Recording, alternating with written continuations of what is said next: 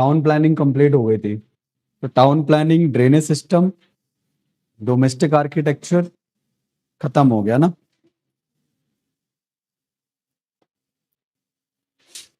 अगला टॉपिक है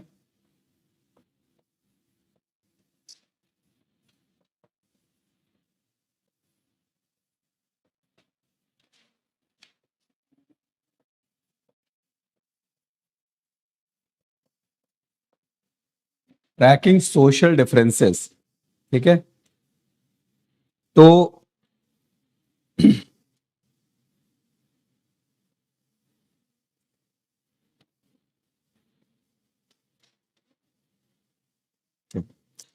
trekking social differences. तो अब जैसे क्या है कि एक सोसाइटी है, तो किसी भी सोसाइटी में डिफरेंसेस होंगे कि नहीं होंगे। कोई भी समाज है, उस समाज में भेदभाव देखने को मिलते नहीं मिलते हैं, मिलते हैं। ठीक है, तो ऑब्वियस सी बात है कि इंडस वैली सिविलाइजेशन में जो सोसाइटी थी, जो समाज था, वहां पर भी क्या थे, सोशल डिफरेंसेस थे। ठीक, सामाजिक भेदभाव थे। अब आर्कियोलॉजिस्ट को, क्योंकि अब सिविलाइजेशन तो एग्जिस्ट कर नहीं रही है, ठीक है, तो अब आर्कियोलॉजिस्ट को ये कैसे पता चला कि उस समय जो समाज था, ऑन दैट टाइम जो सोसाइटी एग्जिस्ट कर रही थी, वहां पर सोशल डिफरेंसेस रहे होंगे, सामाजिक भेदभाव रहा होगा। जैसे ये बरियल्स के आपको दिख रहे होंगे, एक बरियल आपको ये दिख रहा है, ठीक है, यहाँ पे एक डेड बॉडी ऐसी पड़ी हुई है। ठीक, तो जब एक्सकवेशन हुआ, खुदाई हुई, खुदाई के बाद में फिर ये एक डेड बॉडी मिली। ठीक, अब इसके पास में आप देख रहे होगे कि बहुत सारी पॉटरी रखी हुई है, बहुत सारे बर्तन रखे हुए हैं। ठीक, उसके साथ साथ में ज्वेलरी भी कहीं कहीं पड़ी मिली। तो उससे ये अंदाजा लगाया गया कि रीबर्थ में तो विश्वास था कि अभी ये एक्सपायर हो गया है, उसके बाद में फिर ये पुराना दूसरा जन्म इसको मिलेगा, तो दूसरे जन्म के बाद में फिर क्या होगा, इसको इन चीजों की जरूरत पड़ेगी। ठीक है, और दूसरा यहाँ पे आपको दिख रहा होगा, वहां इसके पास में कम बर्तन पड़े हुए हैं। ठीक है, तो यहाँ ये किस बात की ओर इंडिकेट कर रहा है, इस बात की ओर इंडिकेट कर रहा है, ये हो सकता है शायद लोअर फैमिली से रहा होगा। कई कब्रों में ऐसे कॉपर मिरर मिले हैं, तांबे के शीशे मिले हैं। ठीक है, तो अपनी स्किन केयर के लिए, खुद को देखने के लिए इस तरीके के शीशे का इस्तेमाल किया जाता था। तो कई कब्रों में इस तांबे के शीशे मिले हुए हैं, ताकि जो है मेंटेनेंस के लिए, प्रसाधन के लिए, ठीक है, इसका इस्तेमाल जो है वो किया जाता रहा होगा। क्लियर है इतना। ठीक है, तो बेसिकली बरियल्स के बेसिस पर, शवाधानों के बेसिस पर आर्कियोलॉजिस्ट ने फाइंड आउट किया कि समाज में सामाजिक विभेद, सोशल डिस्पैरिटी जो है वो एग्जिस्ट कर रही थी। ठीक है, अब ये सामाजिक विभेद जो था, ठीक, वो जेंडर के बेसिस पर था, वो एजुकेशन के बेसिस पर था, वो कैपिटल के बेसिस पर था, किस आधार पे था ये नहीं पता है, लेकिन हाँ, समृद्ध परिवार से था या निम्न परिवार से था, इस बात का थोड़ा थोड़ा अंदाजा जो है वो लगाया जा चुका। क्लियर है इतना।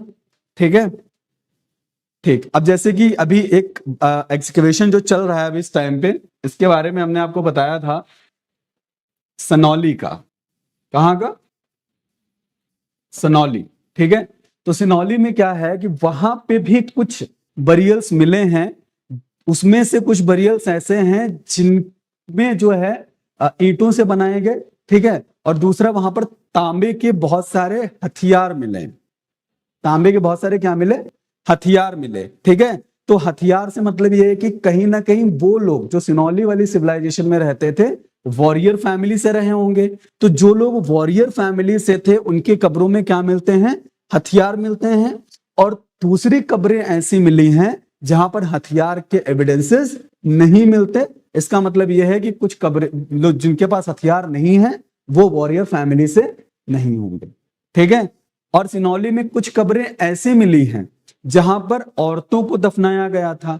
ठीक है, और औरतों के कब्रों से भी हथियार के साक्ष्य क्या है, मिलते हैं। यानी कि महिलाएं भी वॉरियर फैमिली से बिलोंग करती रही होंगी, महिलाएं भी युद्ध में भाग लेती रही होंगी। ठीक है, तो इसका मतलब ये, अभी तो उस पर रिसर्च चल रही है, एक्सकवेशन चल रहा है। तो अब अगर महिलाएं भी वॉरियर फैमिली से हैं, महिलाएं भी युद्ध में भाग ले रही हैं, ठीक है, तो फिर हड़प्पा सिविलाइजेशन से तो एसोसिएटेड वो नहीं होंगे, क्योंकि हड़प्पा के लोग युद्ध प्रिय नहीं थे, हड़प्पा के लोग वॉरियर्स नहीं थे। तो हड़प्पा की कब्रों में किसी भी तरीके के वेपन्स, औजार नहीं मिलते हैं, सिनौली से मिल रहे हैं। और सिनौली से अगर औरतों के पास हथियार मिल रहे हैं, तो रामायण में एक कैरेक्टर है कैकेयी का, सुना है? तो रामायण में कैरेक्टर है कैकेयी का। राजा दशरथ को जब कैकेयी मिली थी, ठीक है, तो एक वॉरियर यानी कि बैटल ग्राउंड में ही मिली थी, ठीक। तो इसका मतलब ये है, लगाया जा रहा है कि कहीं ना कहीं ये सिविलाइजेशन उस टाइम पीरियड के आसपास फ्लरिश हुई हो। और यूपी में है तो कहीं ना कहीं हो सकता है कि अयोध्या वाले उस टाइम पीरियड से एसोसिएटेड मानी जाती रही। क्लियर है? तो कब्रों के बेसिस पर, on the basis of the burials, ठीक है, वी फाइंड आउट दैट कि सोशल डिफरेंसेस समाज में थे या नहीं थे। क्लियर है इतना? ठीक है, हेडिंग डालो, सामाजिक भिन्नताओं का अवलोकन, सामाजिक भिन्नताओं का अवलोकन, tracking social differences, tracking social differences. पहले हेडिंग डालो शवाधान,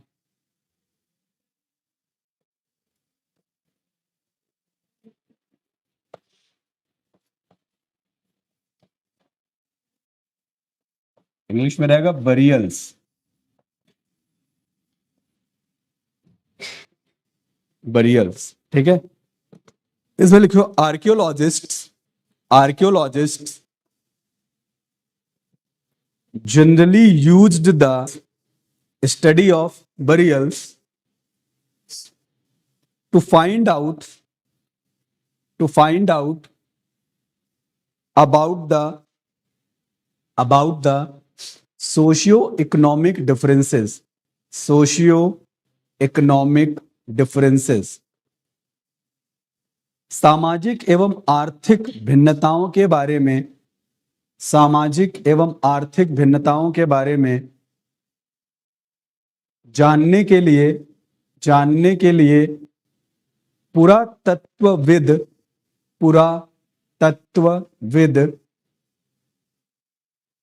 शवाधानों का अध्ययन करते हैं, शवाधानों का अध्ययन करते हैं। इसी में आगे लिखो, the burials found from this civilization, the burials found from this civilization, the dead person were usually buried in, the dead person were usually buried in pits, P-I-T-S, pits। देखो, हड़प्पा स्थल से मिले शवाधानों में, हड़प्पा स्थल से मिले शवाधानों में आमतौर पर मृतकों को गर्तों में दफनाया गया था, आमतौर पर मृतकों को गर्तों में दफनाया गया था। देखो, these pits were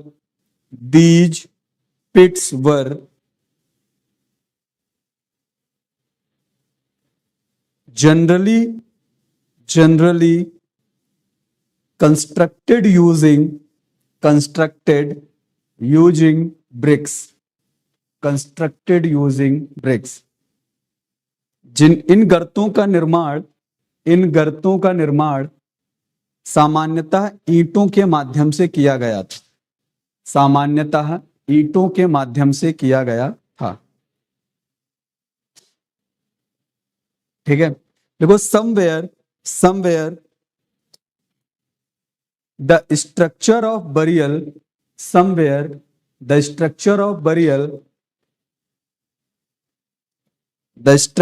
burial pits was different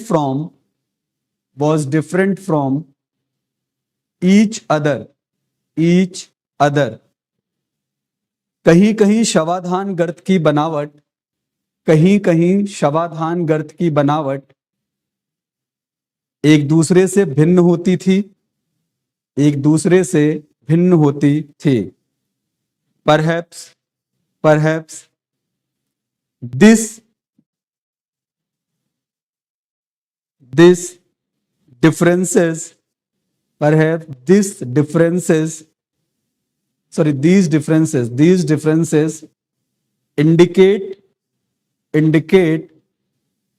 the social disparity. These differences indicate social disparity. शायद यह विविधता सामाजिक भिन्नता की ओर संकेत करती है. शायद यह विविधता सामाजिक भिन्नता की ओर संकेत करती है. देखो, some graves, some graves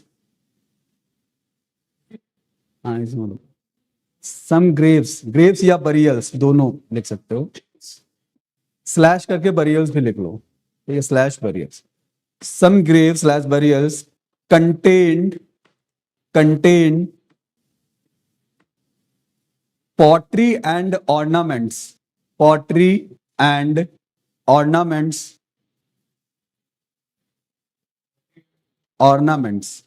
ठीक है. कुछ कब्रों में मृदभांड एवं आभूषणों का मिलना इस बात की ओर इशारा करता है कि पुरुषों एवं महिलाओं की मृत्यु के पश्चात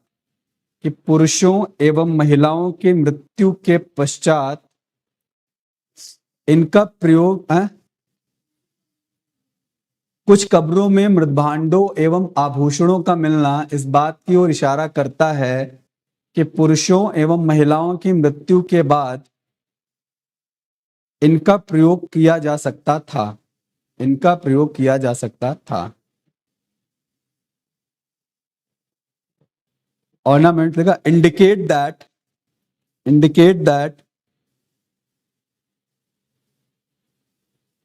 it could be used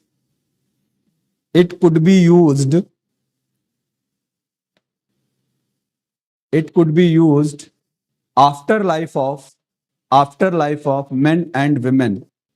It could be used after life of men and women. ठीक है. एक लास्ट लाइन और है. Harappans did not believe in burying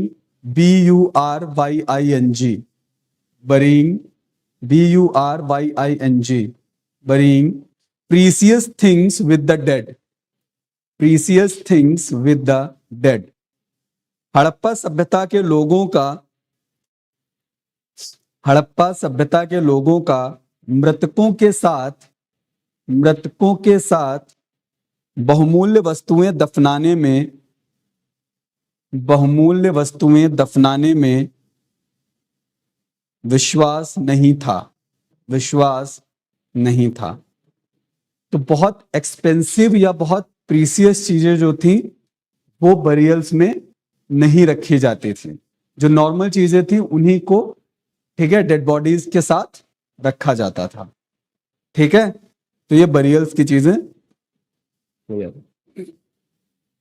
उसके आगे एक है, फिर है क्राफ्ट प्रोडक्शन, शिल्प उत्पादन. ठीक है. तो एक सोशल डिफरेंस उसके बेस पे था. ठीक है. और क्राफ्ट प्रोडक्शन भी वहां के लोग कर रहे थे. तो क्राफ्ट प्रोडक्शन में क्या आ जाएगा, जैसे क्राफ्ट प्रोडक्शन में आपकी पॉटरी आ जाएगी. ठीक है, कि बर्तनों का निर्माण किस हिसाब से किया जा रहा था. उसके अलावा आप देखोगे ऑर्नामेंट्स, ज्वेलरी. ठीक है. तो बेसिकली मिट्टी के बर्तन मिले हैं. तो मिट्टी के बर्तनों को क्या किया जाता था, मिट्टी के बर्तनों को बनाया जाता था और उनको आग में पकाया जाता था, फिर उसके बाद उनका इस्तेमाल किया जाता था. ठीक है. ऑर्नामेंट्स में बेसिकली कई तरीके के जो मेटल वर्क्स पे उन पे काम किया जाता था. जैसे यहाँ आप देख रहे होगे ये आपको एक स्टोन दिख रहा है, इस स्टोन का नाम है लैपिस लैजुली, ठीक है। ये काफी प्रीसियस स्टोन माना जाता था, बहुत ही जो है बहुमूल्य पत्थर माना जाता था। इसका इस्तेमाल बेसिकली ट्रेड एंड कॉमर्स में किया जाता, ठीक है। उसके अलावा जो ज्वेलरी बनाई जाती थी, ठीक है, ऑर्नामेंट्स बनाए जाते थे, तो ऑर्नामेंट्स बनाने में जो इस्तेमाल होता था, ठीक है, कार्नीलियन नीलियन का इस्तेमाल होता था, ठीक है। एक बेसिकली नेकलेस होता था, ठीक है।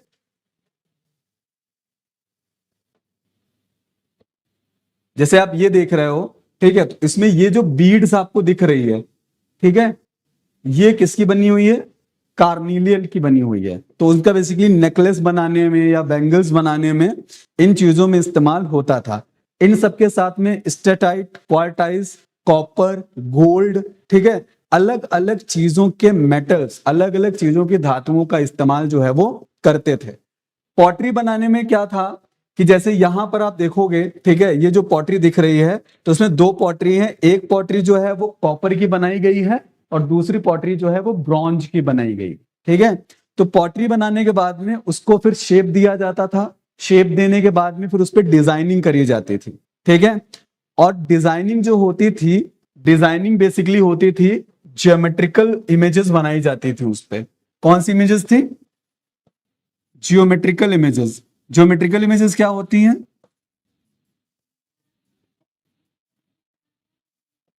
हाँ हाँ, ज्योमेट्रिकल इमेजेस नहीं, ज्योमेट्री में जो इमेजेस हैं, जैसे ट्रायंगल है, रेक्टेंगुलर है, ठीक है, इस तरीके की इमेजेस उस पे बनाते थे, ठीक है। तो बेसिकली कि होता क्या था कि जैसे स्टोन लिया, ठीक है, जो पॉट बनाने का प्रोसेस था, ठीक है, एक स्टोन लिया, फिर उस स्टोन को क्या किया जाता था? उस स्टोन को शेप दिया जाता था। क्या किया जाता था? उसको शेप दिया जाता था। शेप देने के बाद में फिर उसकी कलरिंग करी जाती थी। क्या करते थे? उसकी कलरिंग करते थे, ठीक है। अब कलरिंग में कलर कौन से यूज करते थे? तो बेसिकली जो है मैग्नीज का कलर यूज करते थे, आयरन और, ठीक है, इन चीजों का इस्तेमाल कलरिंग में होता था। तो बेसिकली रेड पेंट या ब्लैक पेंटेड जो पॉट्स हैं, पॉटरी है, वो मिली है, उनका इस्तेमाल कलरिंग में होता था। कलरिंग करने के बाद में फिर इन पे क्या बनाई जाती थी? फिर इन पे इमेजेस बनाई जाती थी। और जो इमेजेस थी वो कौन सी इमेजेस थी? ज्योमेट्रिकल इमेजेस थी, ठीक है, ज्योमेट्रिकल इमेजेस थी। और फिर उसके बाद में, ठीक है, कुछ ऐसे इक्विपमेंट थे जिन इक्विपमेंट से उनमें क्या किया जाता था? एक होल किया जाता था, ताकि चीजों को उनमें क्या किया जा सके? रखा जा सके, ठीक है। राजस्थान गए हो आप लोग? कोई लोग गया राजस्थान? आप गए हो? बाकी कोई नहीं? जैसे राजस्थान में बैंगल्स बनाते हैं, बैंगल्स है ना, बड़े बड़े कंगन बनाते हैं। तो आप लोग वहां जब जाओ तो आप उनको डिजाइन या कोई शेप दे दो, कह दो कि इस तरीके का मुझे चाहिए, वो तुरंत बना करके आपको देते हैं, ठीक है। वीडियोस वगैरह भी आप लोगों ने फेसबुक या सोशल मीडिया पे देखा होगा। तो एक लंबा सा उनके पास में होता है, ठीक है, उसको मेल्ट करते हैं, ठीक, वो कौन सा मेटल है मुझे नहीं पता, मेल्ट करते हैं, उस पर कलरिंग करके देन उसको फिर उसको धीरे धीरे एक शेप देके देन वो बैंगल फॉर्मेशन करते हैं। देखा है? नहीं देखा है? ठीक है। तो उसी तरीके से बेसिकली पूरा फॉर्मेशन होता था। मिट्टी के बर्तन बनते देखे हैं? तो मिट्टी के बर्तन बनाने का प्रोसेस क्या है कि जो कुम्हार है, ठीक है, वो धीरे धीरे मिट्टी के बर्तन बनाता है, फिर उसको पकाता है, इसकी कलरिंग करता है, डिजाइनिंग करता है चीजें, फिर वो चीजें, तो उसी तरीके से बेसिकली इन चीजों का इस्तेमाल होता था। स्टेनलेस स्टील अटेंसिल्स, जो स्टील है, जो आयरन है, उनका इस्तेमाल तो अब बहुत जल्दी होना शुरू हुआ। इसके पहले जितने भी बर्तनों का, पॉट्स का इस्तेमाल होता था, सारे किसके होते थे? मिट्टी के ही बर्तन होते थे। और जो बहुत समृद्ध परिवार होते थे, उनके यहाँ कॉपर प्लेट्स, तांबे के बर्तनों का या चांदी के या सोने के बर्तनों का प्रयोग किया जाता था। इसलिए बहुत से बुजुर्ग आपने देखे होंगे, वो तांबे के लोटे में पानी पीना पसंद करते हैं। किसका? तो उनको क्या करना होता था? नहीं, तांबा अलग होता है, तांबे का कलर ब्राउन होता है समथिंग, और गोल्ड जो होता है येलोइश कलर होता है उसका, ठीक है। तो वो अलग, गोल्ड देखा नहीं है तुमने अभी तक?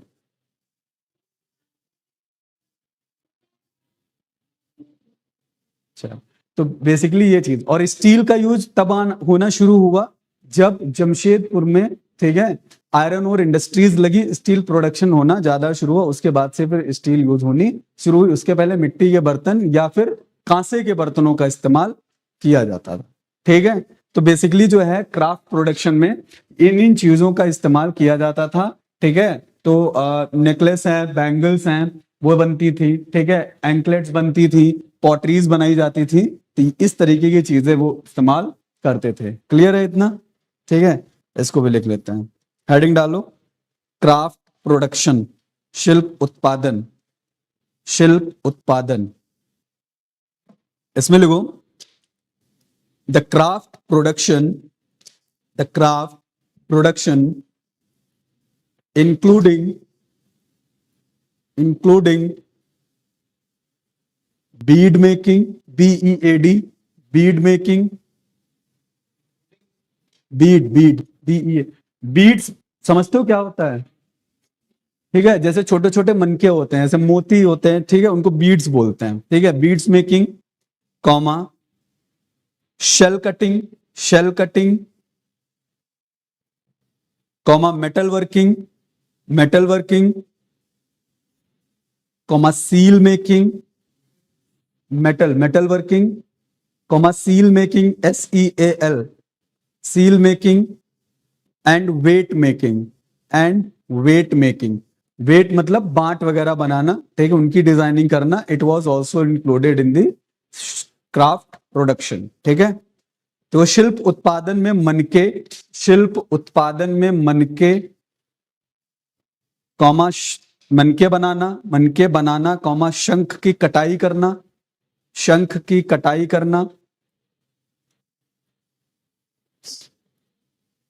धातु कर्म, धातु कर्म, कॉमा, मुहर निर्माण, मुहर निर्माण, तथा बांट बनाना सम्मिलित थे, तथा बांट बनाना सम्मिलित थे। नेक्स्ट पैरा से लिखो, अगली लाइन से, कि variety of materials, variety of materials were used, variety of materials were used to make, to make beads, BEADS, beads, like carnelian, carnelian, CARNELIAN,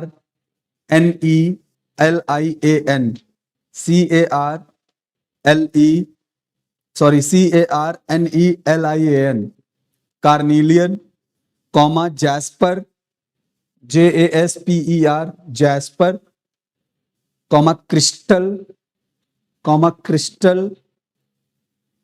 comma, quarters, quarters, QUARTZ, quarters, steatite, STEATITE, steatite, copper, bronze, gold, ETC, copper, bronze, gold, ETC। देखो, मनकों का निर्माण विविध पदार्थों के द्वारा किया जाता था, मनकों का निर्माण विविध पदार्थों के द्वारा किया जाता था, जैसे जैसे carnelian, carnelian, comma, jasper, carnelian, jasper, स्फटिक, कार्निलियन, जैस्पर, स्फटिक, क्वार्टर्स, क्वार्टर्स, सेलखड़ी, सेलखड़ी, तांबा, कांसा, सोना आदि, तांबा, कांसा, सोना आदि।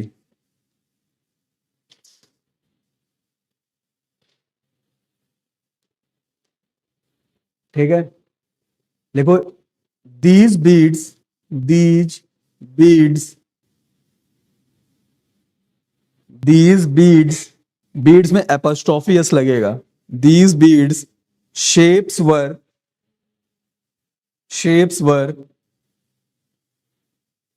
numerous, numerous, like numerous, NUMEROUS, numerous, like cylindrical, cylindrical, comma spherical, cylindrical comma spherical,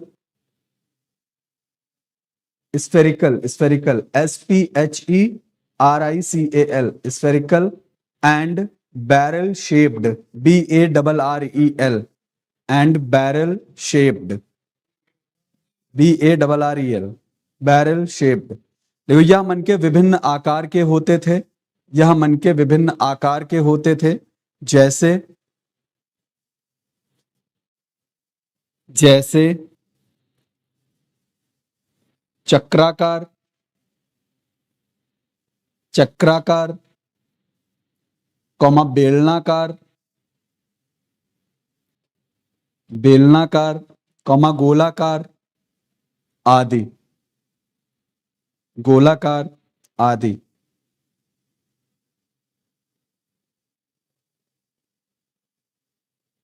ठीक है, अगली हेडिंग डालो, process of beads making, process of beads making, मनके बनाने की प्रक्रिया, मनके बनाने की प्रक्रिया, प्रोसेस ऑफ बीड्स मेकिंग।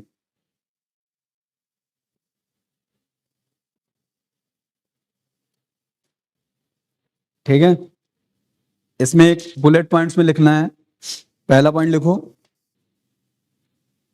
देखो stones were broked into, stones were broken into rough shape, stones were broken into rough shape,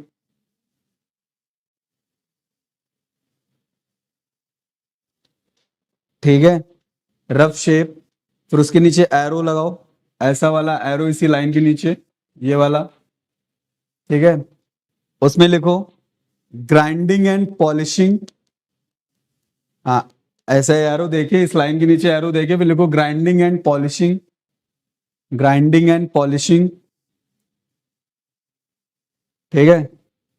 उसके बाद फिर लिखो colouring, colouring and designing, colouring and designing.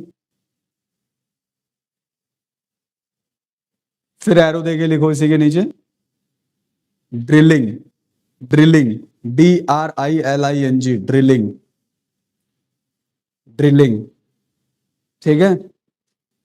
और फिर एरो देख लो फाइनल प्रोडक्ट, फाइनल प्रोडक्ट,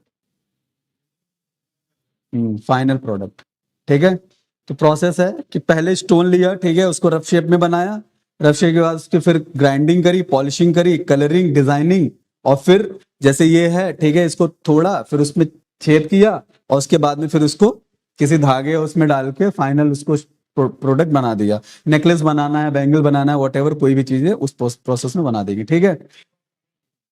हाँ फाइनल प्रोडक्ट, ठीक है। लिखो पत्थरों को पत्थरों को अपरिष्कृत आकार में तोड़ना, अपरिष्कृत, अपरिष्कृत, पत्थरों को अपरिष्कृत आकार में तोड़ना। उसके नीचे ऐसा एरो देके, एरो देके लिखो बारीकी से शल्क निकालना, बारीकी से शल्क, शल्क निकालना। फिर एरो देके लिखो घिसाई और पॉलिश करना, घिसाई और पॉलिश करना। फिर लिखो चित्रकारी करना, एरो देके नीचे चित्रकारी करना।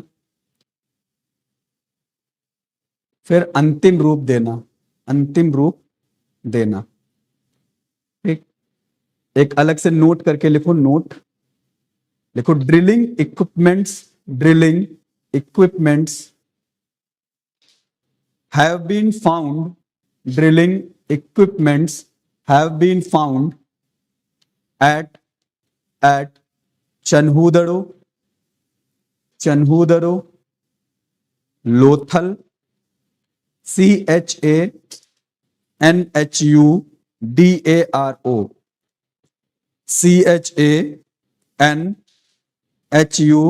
CHANHUDARO, Chanhudaro, comma Lothal and Dholavira, and Dholavira. देखो चन्हूदड़ो, चन्हूदड़ो, कॉमा लोथल और धौलावीरा से, चनहुदड़ो कॉमा लोथल और धौलावीरा से, हाँ लोथल के बाद धौलावीरा, चनहुदड़ो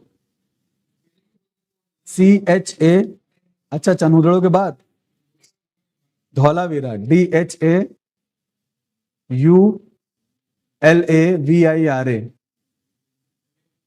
हाँ धौलावीरा। ठीक है, देखो चनहुदड़ो लोथल और धौलावीरा से छेद करने के उपकरण प्राप्त हुए हैं, छेद करने के उपकरण प्राप्त हुए हैं।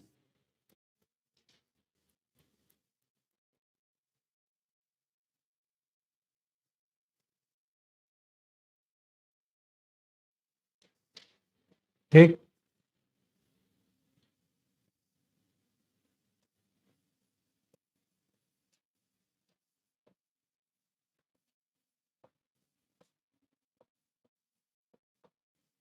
उसके बाद अगला है ट्रेड एंड कॉमर्स। ठीक है, तो ट्रेड एंड कॉमर्स कर रहे थे तो बाकी चीजें जो मटेरियल्स बन रहा था, चीजें हो रही थी, ठीक है, तो और भी दूसरी जगह से जो माल है वो प्राप्त किया जाता था, मटेरियल जो है उसको लाया जाता था। ठीक है, तो अब कोई भी नेशन हो या कोई भी कंट्री हो, अपने नेबर कंट्रीज के साथ में ट्रेड एंड कॉमर्स करती है। ठीक है, कुछ ट्रेड एंड कॉमर्स ऐसे होते हैं, कुछ ट्रेड ऐसे होते हैं जो कि मतलब कंट्री के अंदर ही होंगे, ठीक है, देश के अंदर होंगे, और कुछ ट्रेड ऐसे होते हैं जो बियॉन्ड द कंट्री होते हैं। ठीक है, यानी कि डिस्टेंट लैंड से किए जाते हैं, सुदूरवर्ती क्षेत्रों से किए जाते हैं। बात समझ आ रही है? ठीक है, तो ट्रेड एंड कॉमर्स में दो चीजें हैं, एक तो है विद इन द टेरिटरी,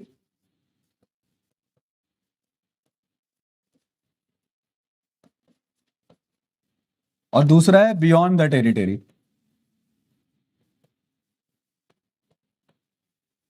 ठीक है, अब अच्छा एक बात बताओ,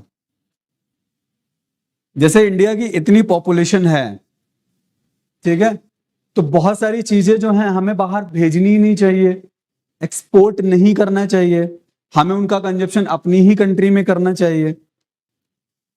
तो ऐसा है, मतलब कर सकते हैं, नहीं कर सकते हैं? नहीं कर सकते हैं। ट्रेड क्यों जरूरी है नेबरिंग कंट्रीज के साथ में, नॉट हियर, हियर। भाई अगर मान के चलो, ठीक है, कि हमारा एक पड़ोसी देश है जिसका नाम है चाइना, और चाइना से हमारी बिल्कुल नहीं बन रही, तो चाइना से हमें ट्रेड करना चाहिए, नहीं करना चाहिए, बंद कर देना चाहिए? बंद कर देना चाहिए। दिवाली में तो आता है चाइनीज झालरें मत लगाओ, ये मत करो, वो मत करो, चाइनीज फोन यूज मत करो।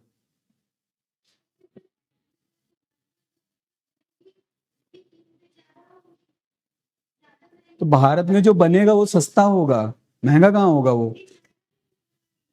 नहीं तो ऐसा कौन बोला? भाई अगर मान के चलो कि चाइना से कोई चीज आ रहा है तो उस पर इम्पोर्ट ड्यूटी ये सारी चीजें लगेंगी ना, तो चीज तो और महंगी होगी।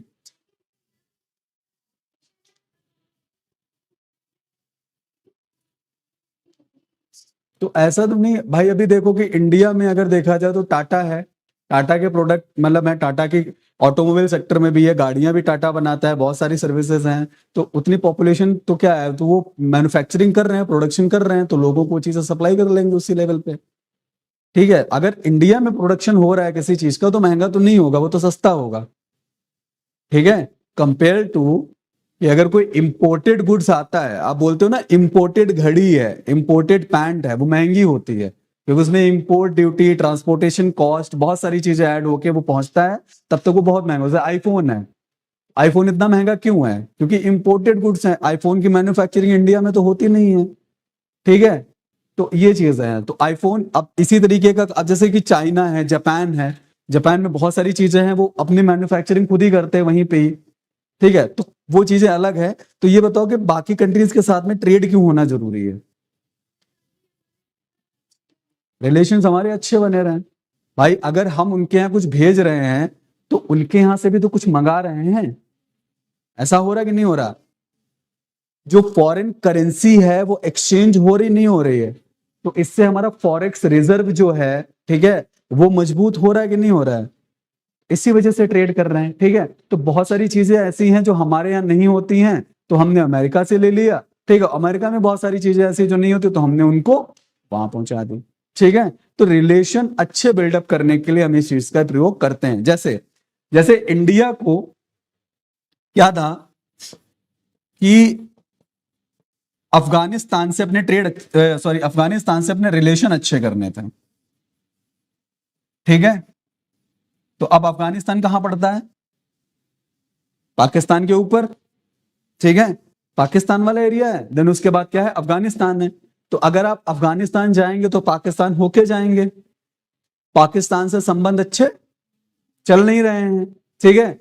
तो अब क्या होगा? पाकिस्तान बोलेगा भाई हम तुमको अपनी टेरिटरी में एंटर होने नहीं देंगे ट्रेड करने के लिए, ठीक है। तो फिर इंडिया ने क्या किया कि पाकिस्तान से ट्रेड करने के लिए और अफगानिस्तान से ट्रेड करने के लिए और अफगानिस्तान से संबंध अच्छे बनाने के लिए, ठीक है, अरेबियन सी से होते हुए उसने एक पोर्ट बनाया, जिस पोर्ट को नाम दिया क्या? Chabahar port. क्या नाम दिया? चाबहार पोर्ट, ठीक है। तो गुजरात वाला जो रीजन है, गल्फ ऑफ कच्छ, ठीक है, वहां से सी रूट होते हुए एक रूट निकाला गया, ठीक है। तो वो रूट सीधा पहुंचता है ईरान, ठीक। वहां से फिर लैंड रूट के थ्रू जो है वो अफगानिस्तान तक पूरा एक ट्रेड रूट बनाया गया, इंडिया अफगानिस्तान के साथ ट्रेड करने के लिए, ताकि रिलेशन अच्छे हों, ठीक है। इंडिया ने अफगानिस्तान की पार्लियामेंट डेवलप कराई, वहां का उसका कंस्ट्रक्शन कराया, ठीक है। पाकिस्तान के प्लेयर्स आईपीएल में नहीं खेलते हैं, अफगानिस्तान के प्लेयर्स को आईपीएल में अपॉर्चुनिटी मिल रही है, राशिद खान, ठीक है। तो यानी कि स्पोर्ट्स के मैटर में इंडिया ने अफगानिस्तान को अच्छा प्रमोट किया। तो हर एक लेवल पे देखा जाए तो रिलेशन अच्छे बिल्डअप करने के लिए हम इस तरीके की चीजें करते हैं, ठीक है। तो वैसे ही हड़प्पा में भी हो रहा था। हड़प्पा में क्या हो रहा था कि बहुत सारी चीजें ऐसी थी, जैसे कि कॉपर का प्रोडक्शन तो यहां हो रहा था अच्छे लेवल पे, लेकिन बहुत सारी चीजें ऐसी थी जो यहां नहीं हो रही थी, तो उनको हम दूसरी जगहों से लेकर आते थे, ठीक है। तो दो तरीके का ट्रेड था हड़प्पा में।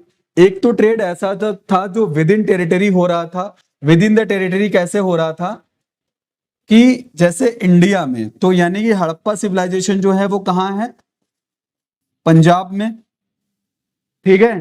तो पंजाब से लेकर के फिर ये अपनी ही टेरिटरी में कहां से ट्रेड कर रहे थे? जैसे कि राजस्थान। तो राजस्थान का जो खेतड़ी जिला है, ठीक है, वहां पर कॉपर बहुत बड़े स्केल पे होता था, ठीक है, अच्छी क्वालिटी का कॉपर होता था।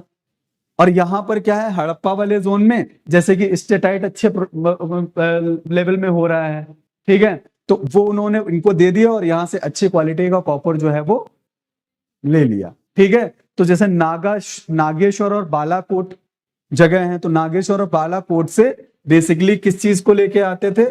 शेल को लेके आते थे, यानी कि शंख को लेके आते थे। तो शेल का इस्तेमाल किस में होता है? ऑर्नामेंट मेकिंग में, ज्वेलरी मेकिंग में, ठीक है। तो शंख जैसे नागेश्वर और बालाकोट में, और नागेश्वर और बालाकोट में शंख ज्यादा क्यों हो रहे हैं? क्योंकि ये दोनों जगह जो है वो कहाँ है? कोस्टल रीजन पे। कहाँ है?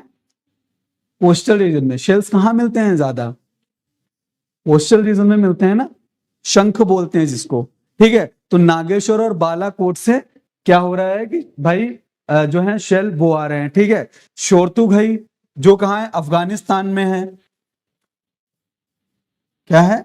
शोरतुघई जो है अफगानिस्तान में, यहां से क्या मिल रही है?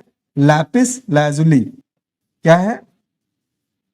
लैपिस लाजुली, यानी कि नीले रंग का वो एक्सपेंसिव पत्थर, स्टोन, ठीक है। तो जैसे अभी हम यूपी में रहते हैं, गोल्ड जो है, गोल्ड की माइनिंग कहां होती है?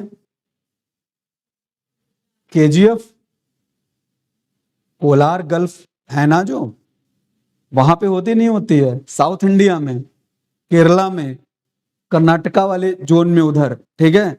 तो केजीएफ मूवी देखी है ना, तो वहां पे गोल्ड की ही माइनिंग तो होती है कि कई हजारों टन मिट्टी निकालने के बाद में तब कहीं ना कहीं वो गोल्ड मिलता है, ठीक है। तो यहाँ पे जो गोल्ड आप देखते हो, तो उस गोल्ड को तो एक अलग अलग फॉर्म दिया जाता है, तब उसके वो ज्वेलरी वगैरह बनती है, ठीक। तो वहां से क्या हो रहा है? गोल्ड। अब यूपी में अगर गोल्ड की जरूरत है तो हम ट्रेड कहां से करेंगे? कर्नाटका या केरल वाले रीजन से उनसे ट्रेड करेंगे ना।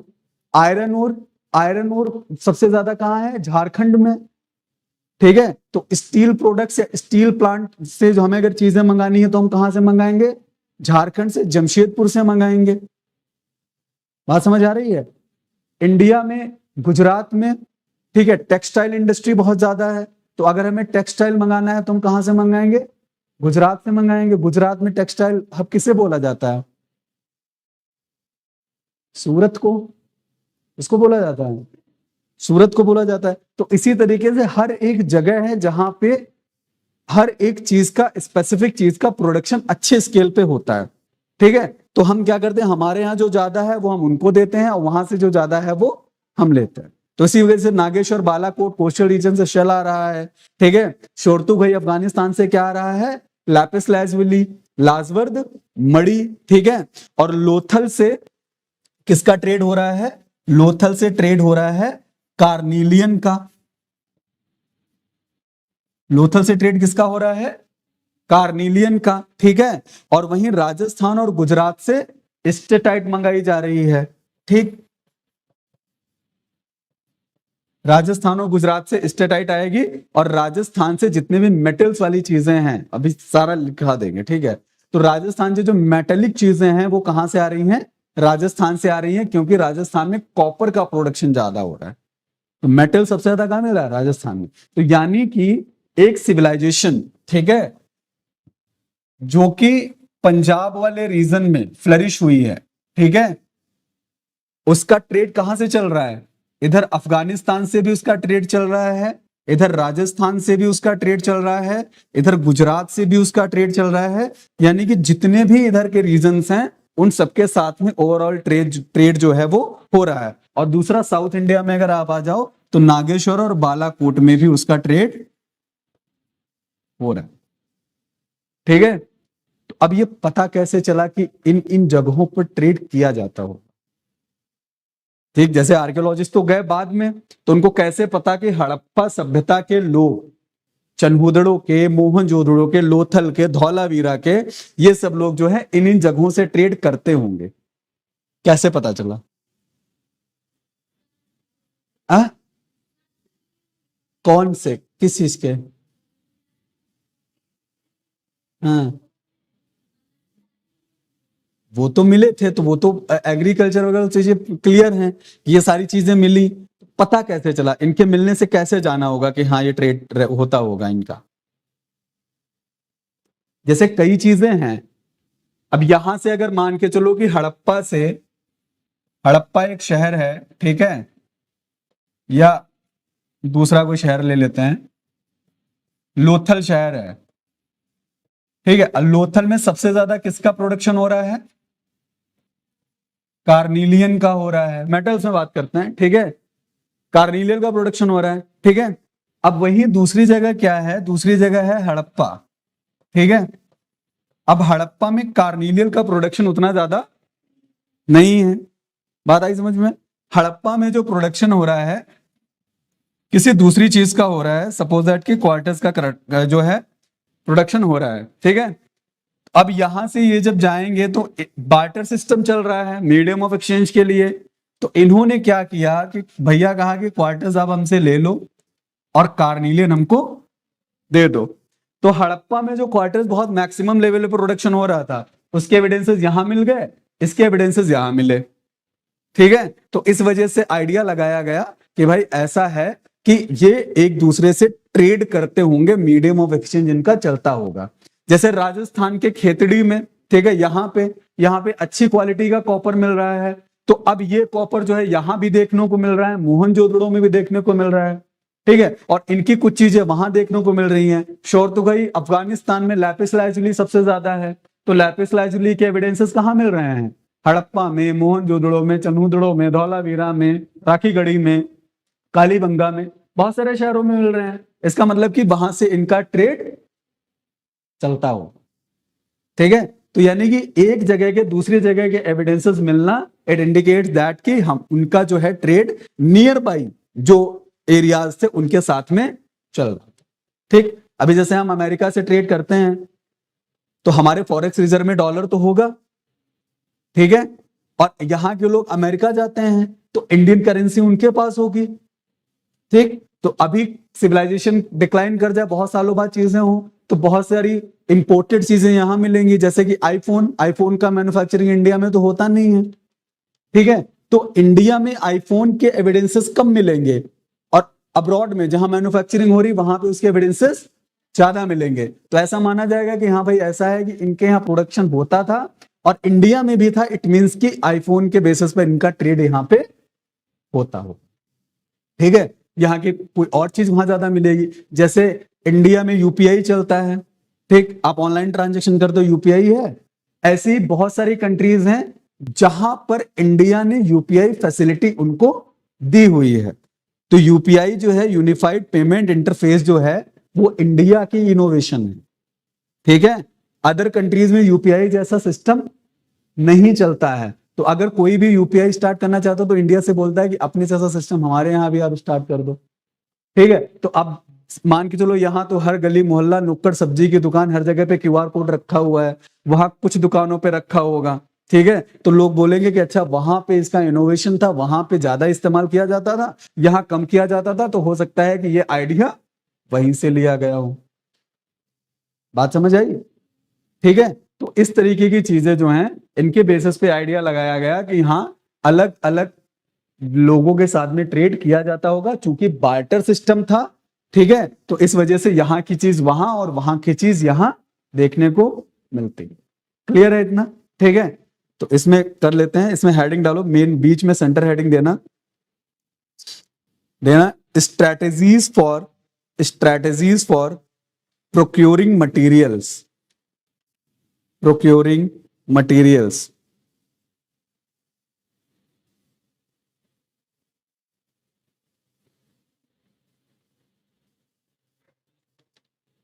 Strategies strategies for procuring materials. देखो, माल प्राप्त करने संबंधी नीतियां, माल प्राप्त करने संबंधी नीतियां,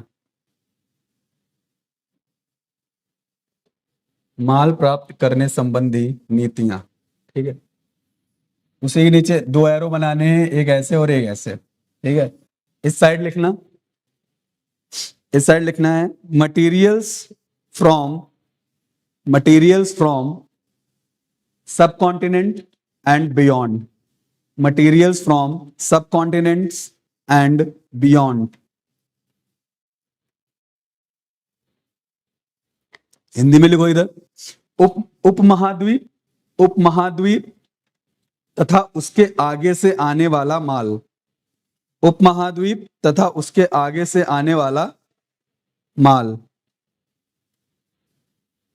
और दूसरी तरफ इधर लिखेंगे contact with distant land, distant DISTANT, distant land, contact with distant land, सुदूर क्षेत्रों से संपर्क, सुदूर क्षेत्रों से संपर्क, ठीक है। अब यह बीच में ऐसा एरो देके, दोनों चीजें लिखी, बीच में एक ऐसा एरो देके यहां से लिखना है, लिखो हड़प्पन्स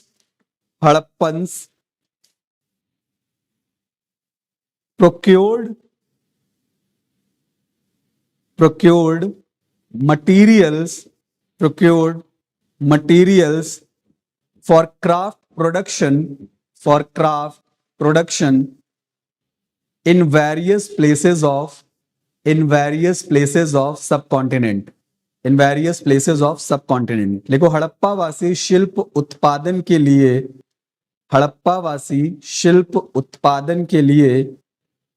उपमहाद्वीप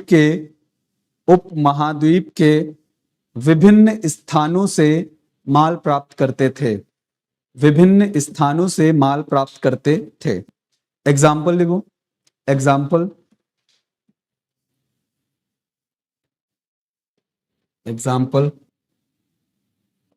पहले लिखो नागेश्वर एंड बालाकोट, नागेश्वर एंड बालाकोट। इसके आगे लिखो शेल, ठीक है। ऐसे ही 3-4 नेम लिख लेना। Nageshwar and Balakot dash shell, ठीक है, नागेश्वर और बालाकोट डैश शंख। इंग्लिश में भी लिखते चलोगे, कोई भी मटेरियल का नाम है जैसे शंख लिखा है तो आगे ब्रैकेट में हिंदी में शेल लिख लेना, ठीक है। दूसरा लिखो शोरतुघई, शोरतुघई, इसी में दूसरा शोरतुघई, SHORTUGHAI, शोरतुघई, ठीक है। यहां से क्या मिला है, मिलता था लैपिस लाजुली, ठीक है, लाजवर्द मणि, शोरतुघई डैश लाजवर्द मणि।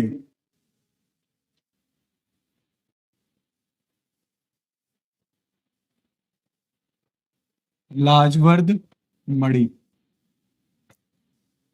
ठीक है। दूसरा लिखो लोथल, अगला लिखो Lothal, Lothal dash carnelian, carnelian, carnelian.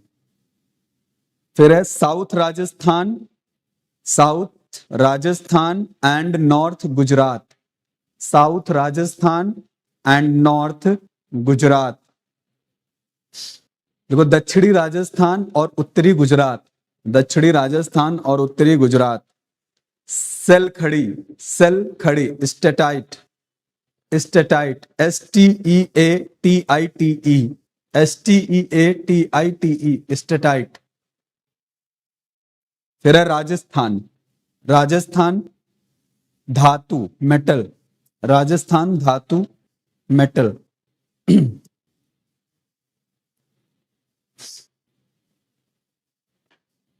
ठीक है, नेक्स्ट हेडिंग डालो। देखो कच्चा माल प्राप्त करने के स्थल, कच्चा माल प्राप्त करने के स्थल, places procuring raw materials, places procuring raw materials.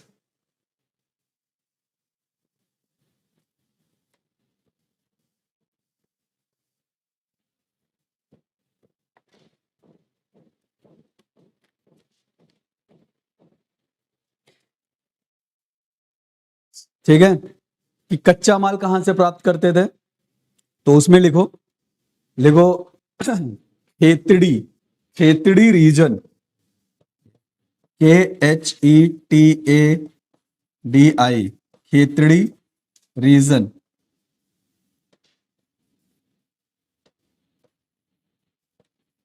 Khetri region bracket में राजस्थान, खेतड़ी रीजन ब्रैकेट में राजस्थान। और उसके आगे लिखो तांबा, कॉपर, कॉपर। कच्चा माल प्राप्त करने के स्थल पहला है खेतड़ी क्षेत्र, फिर है तांबा, ठीक है। फिर दूसरा है दक्षिण Bharat, south India, south India. और साउथ इंडिया से क्या मिल रहा है, गोल्ड। साउथ इंडिया से क्या मिल रहा है, गोल्ड।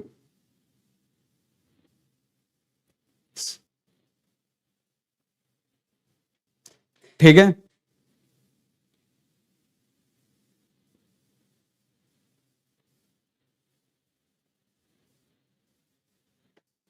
ठीक। दो जगह से कच्चा माल प्राप्त करते थे फॉर द क्राफ्ट प्रोडक्शन। अच्छा, जो खेतड़ी रीजन है ये, ठीक है, यहां पर एक सिविलाइजेशन आर्कियोलॉजिस्ट को मिली, ठीक है।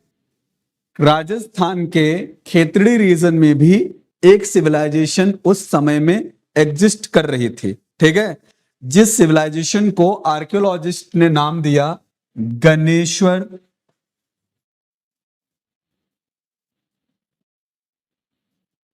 गणेश्वर जोधपुरा सिविलाइजेशन। जोधपुर कहां है, राजस्थान में, ठीक है। तो गणेश्वर जोधपुरा सिविलाइजेशन या जनेश्वर जोधपुरा संस्कृति के नाम से उसको जाना जाता है। कौन से रीजन में राजस्थान के है, खेतड़ी रीजन में, ठीक है। तो खेतड़ी रीजन में राजस्थान के क्या था कि यहां पर कॉपर का वेल्थ जो है, यानी कि तांबे की बहुत बड़ी मात्रा में, लिखवा देंगे भाई, आएगा, सब आएगा। तो यहां पे ठीक है, तांबे का बहुत ही लार्ज स्केल पर रिजर्व जो है वो था। ठीक है, यहां से हड़प्पा सिविलाइजेशन को तांबे का जो है वो क्या किया जाता था, एक्सपोर्ट किया जाता था। तो ज्यादातर हड़प्पा के शहरों में जो तांबा मिला है वो कौन से रीजन का मिला है, खेतड़ी रीजन का मिला है। ठीक है, और गोल्ड के एविडेंसेस कम मिले हैं, क्योंकि गोल्ड भी कहां से इंपोर्ट किया जाता था, वहां पे साउथ इंडिया से इंपोर्ट किया जाता था। क्लियर है इतना? ठीक, तो अगर, और ये वाला जो है ये प्रीलिम्स एग्जामिनेशन में पूछा जा सकता है, ठीक है, अदरवाइज मेंस एग्जामिनेशन में रोल नहीं है। तो उतना पॉइंट याद रखना कि अगर गणेश्वर जोधपुरा सिविलाइजेशन या कल्चर के बारे में पूछता है तो वो राजस्थान के खेतड़ी रीजन में एग्जिस्ट करता। क्लियर है इतना? ठीक, तो इसमें लिखो देखो,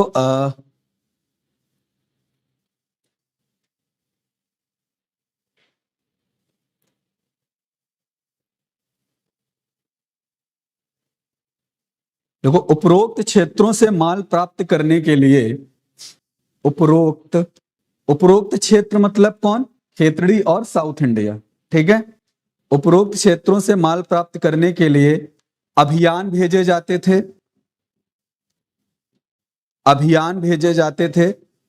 तथा स्थानीय समुदायों से संपर्क स्थापित किया जाता था। देखो, campaigns were sent to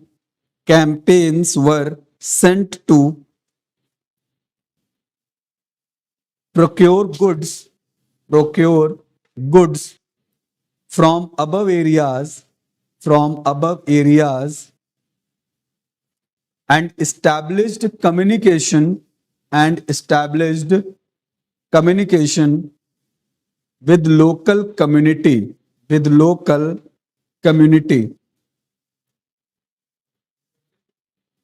established communication with local community।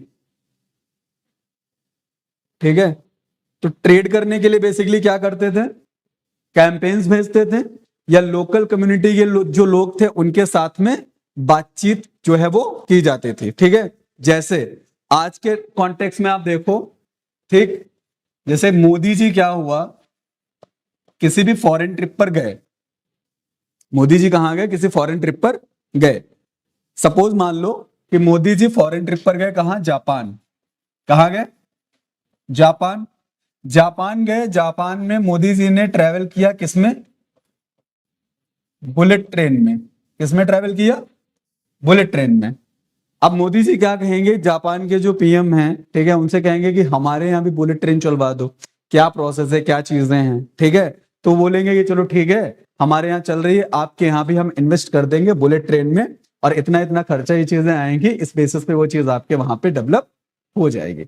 आपको क्या देना है, आपको हमें जमीन देनी है। ठीक है, तो वो सारी चीजें बातचीत वहां पे हो गई। तो कभी भी आप देखते होगे कि अगर, पहली बार देखते ही नहीं हो, जब देखना कभी भी, तो जैसे मोदी जी जब फॉरेन ट्रिप पर जाएंगे, या एस जयशंकर जो कि फॉरेन मिनिस्टर हैं, विदेश मंत्री हैं, वो जब किसी फॉरेन ट्रिप पर जाएंगे तो वहां क्या होता है कि अलग अलग देशों के नेताओं के साथ जब मिलते हैं, ठीक है, तो उनके बीच में एक टॉक होती है जिसे बोला जाता है बायलैटरल टॉक। क्या बोला जाता है, बायलैटरल टॉक। बायलैटरल टॉक का मतलब क्या है, द्विपक्षीय वार्ता। द्विपक्षीय वार्ता का मतलब यह है कि एक तरफ मोदी जी होंगे, दूसरी तरफ दूसरे देश का कोई प्रधानमंत्री या राष्ट्रपति वहां का होगा, उस देश का रिप्रेजेंटेटिव होगा, जिनके बीच में आपस में क्या होगा, कम्युनिकेशन होगा, बातचीत होगी। और बातचीत में क्या होगा कि कोऑपरेशन को मजबूत करने के लिए बात करेंगे, ट्रेड पे बात करेंगे, एग्रीमेंट साइन करेंगे कि भाई ऐसा है कि हमारे यहाँ ये होता है, हम तुम्हारे यहाँ भेज देंगे, तुम हमारे यहाँ भेज देना, हम प्रॉपर इस तरीके का एक एग्रीमेंट साथ में क्या कर लेते हैं, साइन कर लेते हैं। वो किसमें होता है, बायलैटरल टॉक में। आप लोग देखते हो फोटो आती है तो एक तरफ इधर मोदी जी बैठे मुस्कुरा रहे होते हैं, दूसरी तरफ कोई दूसरा पर्सन होता है, इधर इंडिया का फ्लैग लगा हुआ है और इधर अदर कंट्री का फ्लैग लगा हुआ है। होता ना था, 2 चेयर पे बैठे नजर आते हैं। कोई भी समिट हुई, जैसे G20 summit, G7 summit, quad सम्मेलन, बहुत सारी चीजें हुई, वहां पर भी इंडिया के रिप्रेजेंटेटिव्स आते हैं, ठीक है, अलग अलग देशों के लोग वहां पे आते हैं, वहां बायलैटरल टॉक होती है। किस बेसिस पर? कि अपने रिलेशन को स्ट्रेंथन करने के लिए और ट्रेड एंड कॉमर्स को मजबूत करने के लिए, ठीक। तो इसी वजह से हड़प्पा सिविलाइजेशन के टाइम भी अलग अलग क्षेत्रों से, एरिया से रिलेशन या ट्रेड स्टैब्लिश करने के लिए क्या करते थे? कैंपेन्स भेजते थे या कम्युनिकेशन स्टैब्लिश करते थे कि हम इस चीज में आपके साथ ट्रेड करना चाहते हैं, कि आपके पास में सरप्लस है, अगर है तो कितने में ट्रेड होगा, क्या होगा, कैसे चीजें होंगी। ऐसा तो नहीं होगा एकदम से लादा और एकदम से चले गए, पता चला इतनी डिस्टेंस कवर करके गए, वहां पर कोई फायदा ही नहीं हुआ, किसी ने कुछ खरीदा बनाया ही नहीं चीजें। बात समझ रहे हो? तो कोई भी ट्रेड करने से पहले सबसे पहले जरूरी क्या होता था? वहां पे कैंपेन्स भेजना या फिर कम्युनिकेशन स्टैब्लिश करना। जब बातचीत बन जाती थी, चीजें हो जाती थी, फिर वहां से ट्रेड एंड कॉमर्स स्टार्ट हो जाता था। क्लियर है इतना? ठीक है। इसमें अगला पॉइंट देखो archaeologist have named the Khetri region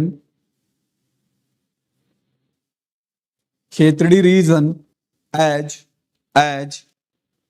Ganeshwar Jodhpura culture, as Ganeshwar Jodhpura culture. देखो, खेतड़ी क्षेत्र से मिले साक्ष्यों को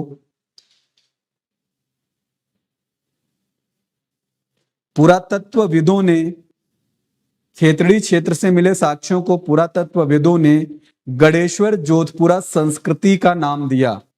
गणेश्वर जोधपुरा संस्कृति का नाम दिया। देखो, this culture was known for its distinctive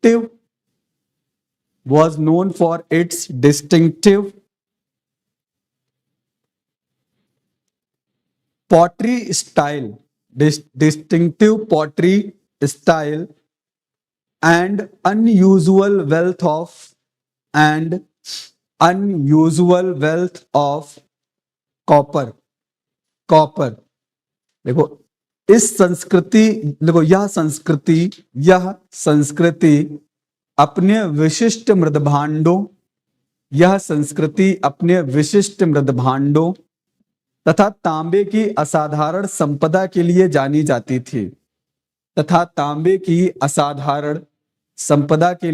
जाती थी। देखो, people of this region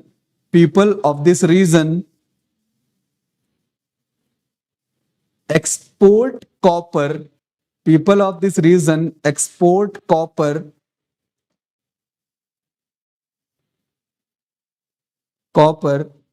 to Harappa civilization. देखो, इस क्षेत्र के निवासी हड़प्पा सभ्यता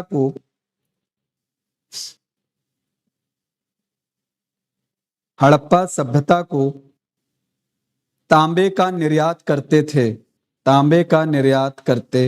थे।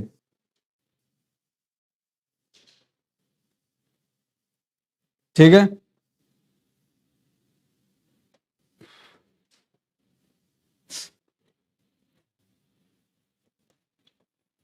दूसरा एक तरफ लिखा था कॉन्टैक्ट विद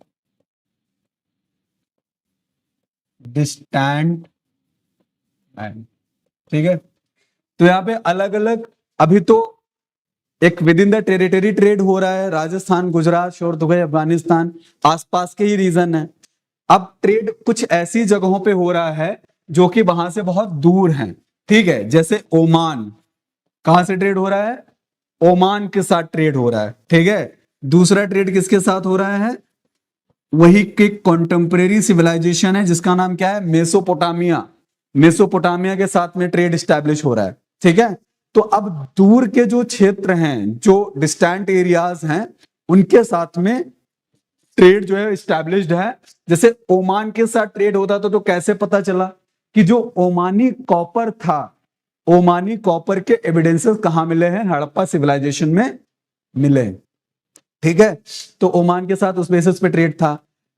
मेसोपोटामिया की बहुत सारी चीजें जो हैं वो हड़प्पा सिविलाइजेशन में मिली हैं, और हड़प्पा की बहुत सारी चीजें जो हैं वो मेसोपोटामिया में मिली हैं। ठीक है, जैसे कि हड़प्पा का एक जो है बर्तन, ठीक है, इस तरीके का उसका एक शेप था, ठीक है, ऐसे करके ऐसा एक बर्तन जो है वो ओमान में मिला है, जो कहां से कहां का था, हड़प्पा का था। ठीक है, ये पूरा का पूरा जो बर्तन है वो ब्लैक पेंटेड बर्तन है। ठीक है, तो ऐसा माना जाता है इसमें कोई ऐसी लिक्विड वाली चीज रखी जाती होगी जो ज्यादा दिन तक खराब ना हो, उसको वहां से ले जाया गया होगा।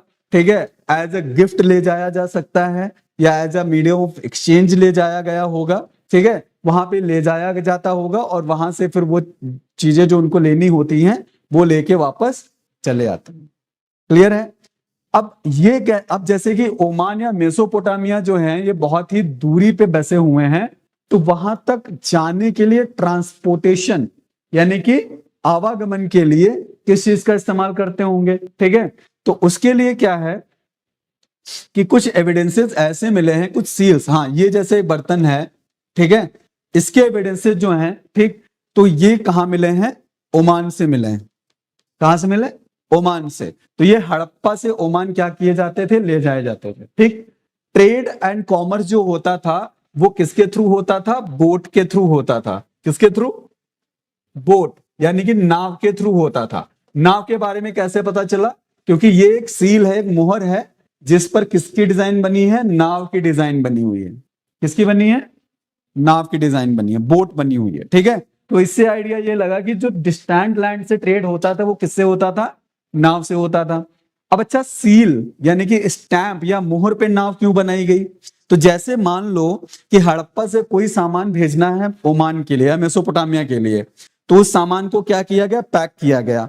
पैक करने के बाद में फिर उसके ऊपर जो है, ठीक है, चारकोल या कोई ऐसी चीज लगाई गई, फिर इस सील को गर्म किया गया, गर्म करने के बाद में फिर उसके ऊपर लगा दिया गया, ताकि सामान के साथ में टेम्परिंग ना हो सके। तो सील्स बनाने का ऑब्जेक्टिव क्या था, स्टैम्प बनाने का ऑब्जेक्टिव यही तो होता है। ठीक है, कि आप कोई चीज सील कर देते हो ताकि उसके साथ में टेम्परिंग या छेड़छाड़ ना हो। तो अब यहां पे क्या है कि कोई सामान जैसे पैक किया गया, उस पर ये सील लगा दी गई, तो ये इस बात की ओर इंडिकेट करता होगा कि सामान किससे भेजा जाएगा, बोट से भेजा जाएगा। किससे भेजा जाएगा, बोट से, और किसी भी तरीके की टेम्परिंग नहीं हो सकती। ठीक है, तो इसके बेसिस पे आइडिया लगा कि भाई ऐसा है कि यहां से जो है, ठीक, बोट के थ्रू या फिर लैंड रूट के थ्रू भी ट्रेड होते रहे होंगे। ठीक है, और मेसोपोटामिया के लोग जो हड़प्पा के साथ में ट्रेड करते थे, उन्होंने हड़प्पा को एक नाम दिया। ठीक है, क्या नाम दिया, मेलुहा। तो ऐसा साक्ष्य मिलता है, ऐसे एविडेंस मिलते हैं कि मेसोपोटामिया के लोग जो है वो हड़प्पा को क्या बोलते थे, मेलुहा बोलते थे। तो इसी वजह से भारत का एक नाम इस कॉन्टेक्स्ट में मेलुहा भी आता है। ठीक है, क्योंकि इंडस वैली सिविलाइजेशन की जो स्क्रिप्ट है वो पढ़ी नहीं जा सकी है, क्योंकि वो पिक्टोग्राफिक है, लेकिन मेसोपोटामिया की जो स्क्रिप्ट है वो क्यूनिफॉर्म है, किलाक्षर है, उसको पढ़ा जा चुका है, जिसके आधार पर यह पता चलता है कि ये मेलुहा के साथ ट्रेड करते थे। तो हड़प्पा के साथ ही होता, तो ऑब्वियस सी बात है इस सिविलाइजेशन को वो इस नाम से इंडिकेट करते हैं। ठीक है, और चूंकि पूरी सिविलाइजेशन जो है वो किसके किनारे है, रिवर के किनारे है। ठीक है, तो आने जाने के लिए एक इजी जो है ट्रांसपोर्टेशन रूट जो है वो, ट्रेड रूट जो है वो था। ठीक है, तो इस आधार पे जो है डिस्टेंट लैंड के साथ में उनका ट्रेड होता था। कुछ ये सील्स ऐसी हैं जिसपे जो है बुल, ठीक है, यानी कि बैल की आकृति बनी हुई है, तो ऐसी बैलों का इस्तेमाल कहां होता था, हड़प्पा सिविलाइजेशन में, फॉर द एग्रीकल्चर। ठीक है, तो अब ऐसी सील जो है वो मेसोपोटामिया और ओमान में भी मिल रही हैं। ठीक है, तो ये भी इंडिकेट करता है कि ट्रेड जो है इन दोनों का, फॉरेन ट्रेड जो है वो आराम से चलता रहा। क्लियर है? हेडिंग डालो, कॉन्टैक्ट विद डिस्टेंट लैंड, सुदूर क्षेत्रों से संपर्क, सुदूर क्षेत्रों से संपर्क, कॉन्टैक्ट विद डिस्टेंट लैंड।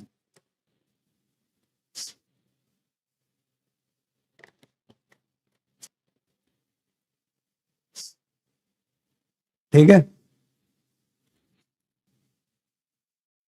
ऐसे लिखो, archaeological archaeological evidences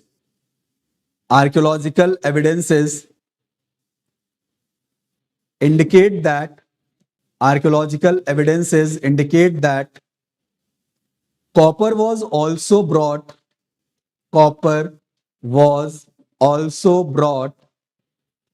from Oman, brought, BROUGHT, brought from Oman, which was located on the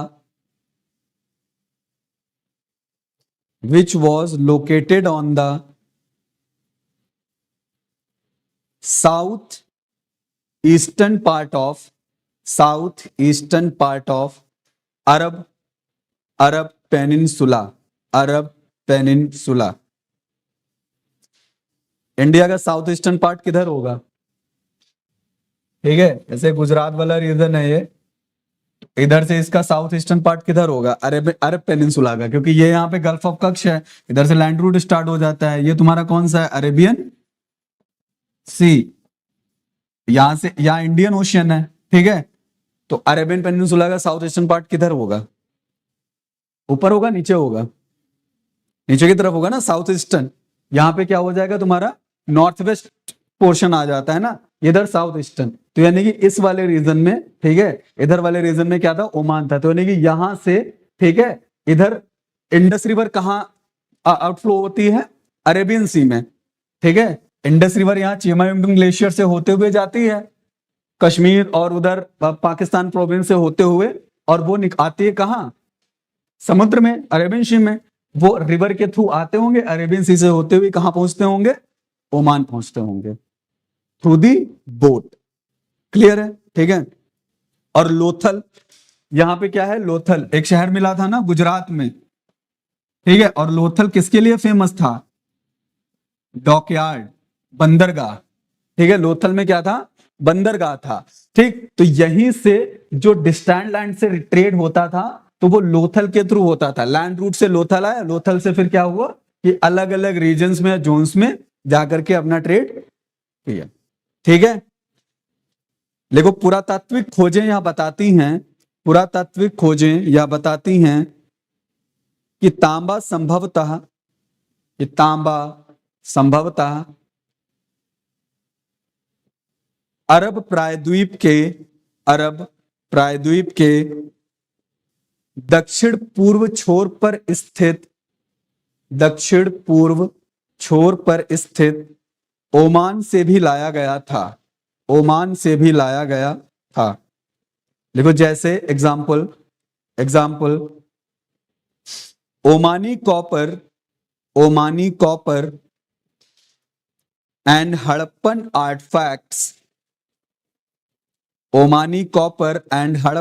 आर्टफैक्ट्स have traces of nickel. Artifacts have traces of nickel. जैसे ओमानी तांबे और हड़प्पाई पुरावस्तुओं में निकल, NICKEL, सॉरी, ठीक है। तो हड़प्पाई तांबे और ओमानी तांबे और हड़प्पाई पुरावस्तुओं में निकल का मिलना, ठीक है। तो जो ओमानी कॉपर था, ओमानी कॉपर में किसके ट्रेसेस थे? निकल के। और वहीं जो हड़प्पा में जो आर्टफैक्ट्स मिले हैं, ठीक है, ओमानी कॉपर से जो चीजें बनाई जाती थी उनमें निकल था। तो इट इंडिकेट दैट कि दोनों से कॉपर में ट्रेड जो है वो होता था। ठीक है, दूसरा एग्जांपल लिखो इसी में, देखो अ distinctive type of vessel, VESSEL, a distinctive type of vessel which was made by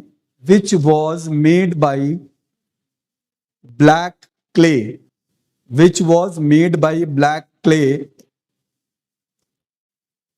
have been found at Omani site,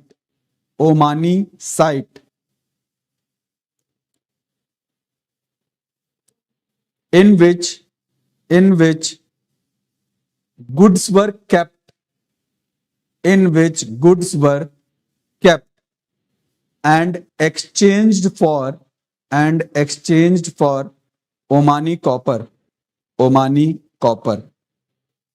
देखो ओमानी स्थलों से प्राप्त काली मिट्टी का बना, ओमानी स्थलों से प्राप्त काली मिट्टी का बना हड़प्पाई बर्तन जिसमें सामान रखकर ओमानी तांबे का विनिमय किया जाता था, ओमानी तांबे का विनिमय किया जाता था।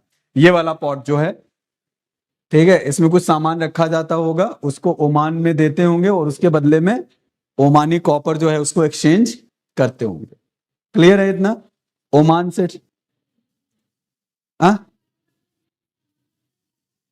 विनिमय किया जाता था, ठीक है। इंग्लिश में a distinctive type of vessel which was made by black clay, ठीक है, has been found at Omani sites in which goods were kept and exchanged for Omani copper. Vessel, VESSEL, vessel, बर्तन, मर्तबान, ठीक है। Clear है? Mesopotamia के लिख लेते हैं, अगले पैरा से लिखना। देखो Mesopotamia text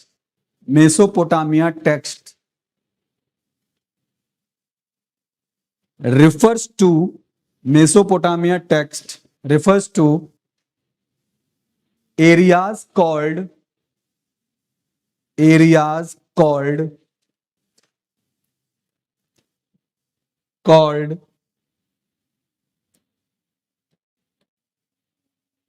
Dilmun, areas called Dilmun, bracket में आइलैंड ऑफ बहरीन, ब्रैकेट में island of Bahrain, Magan, comma Magan, ठीक है, comma Meluhha, common Magan Meluhha, ठीक है। indicate that these terms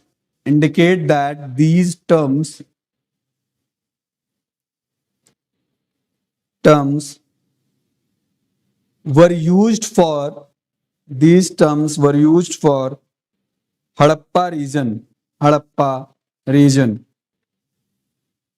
देखो मेसोपोटामिया के लेखों से दिलमुन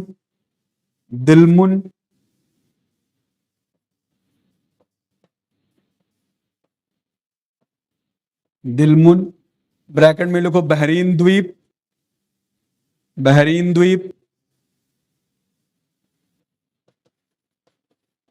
इसके बाद में है मागन,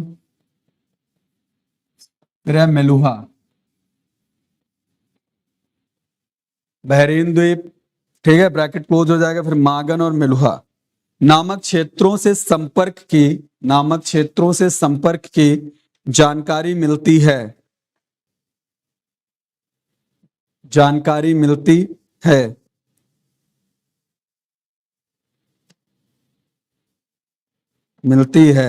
ऐसा प्रतीत होता है कि इन शब्दों का प्रयोग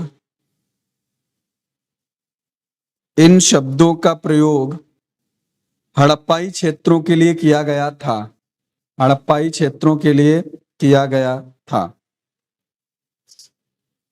These texts यानी मेसोपोटामिया से जो टेक्स्ट मिले हैं, तो these texts provide the information about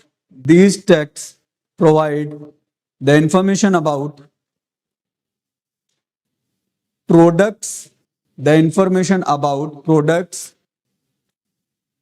obtained from obtained from Meluha like carnelian comma lapis lazuli, carnelian, lapis lazuli, comma copper,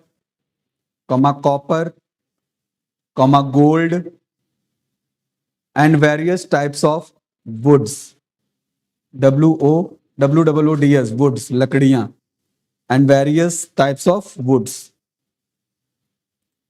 देखो, इन लेखों से मेलुहा से प्राप्त उत्पादों जैसे कार्निलियन, कॉमा लाजवर्द मणि, कॉमा तांबा। आप लोगों ने मोहनजोदारो मूवी देखी है? ऋतिक रोशन वाली देखी है? हाँ, उसमें लैपिस लाजुली दिखाते हैं ना, लाजवर्द मणि, तो मीडियम ऑफ एक्सचेंज के लिए उस चीज का इस्तेमाल करता है। ठीक है, क्या लिखा? कार्निलियन, लाजवर्द मणि, तांबा, सोना तथा विविध प्रकार की लकड़ियों की जानकारी मिलती है। तो बेसिकली हड़प्पा के कार्निलियन हो गए, लैपिस लाजुली हो गया, ठीक है, गोल्ड है, गोल्ड कहाँ हो रहा है? साउथ इंडिया में हो रहा है। लैपिस लाजुली शॉर्ट हो गई, अफगानिस्तान में है। कॉपर राजस्थान से मिल रहा है। ठीक है, तो ये सारी चीजें जो हैं वो कहाँ भेजी जाती थी? मेसोपोटामिया में। ठीक है, तो मेसोपोटामिया के जो बहुत सारे टेक्स्ट हैं वो बताते हैं कि इन चीजों में ट्रेड जो है वो कहां से हो रहा था? मेलुहा से हो रहा था। ठीक है, नेक्स्ट पैरा और है लास्ट। देखो, Mesopotamian text refer to Meluhha as inverted comma land of seafarers,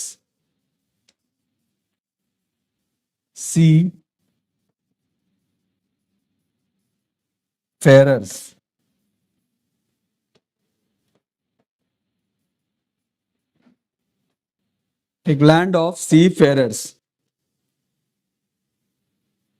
देखो, मेसोपोटामिया के लेख मेलुहा को इन्वर्टेड कॉमा नाविकों का देश कहते हैं, and the depictions of ships and boats have found on seals तथा मुहरों पर जहाजों एवं नावों के चित्र पाए जाते हैं, which means that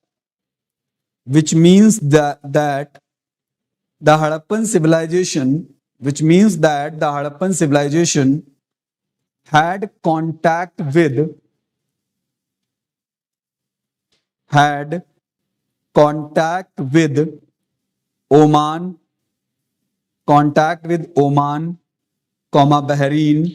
Oman, Bahrain,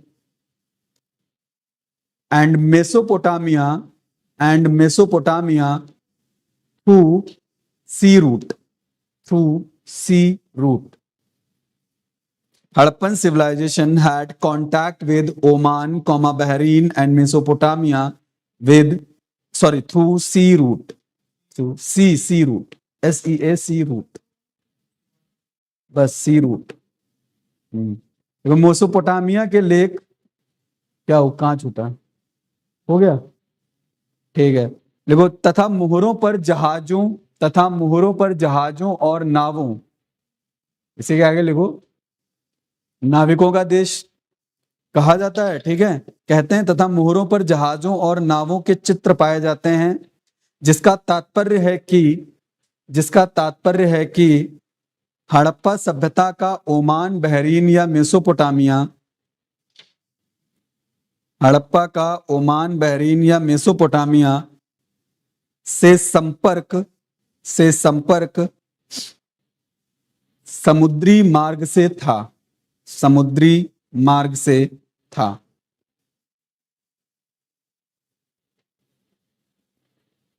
ठीक है, तो ट्रेड एंड कॉमर्स ये खत्म हो गया।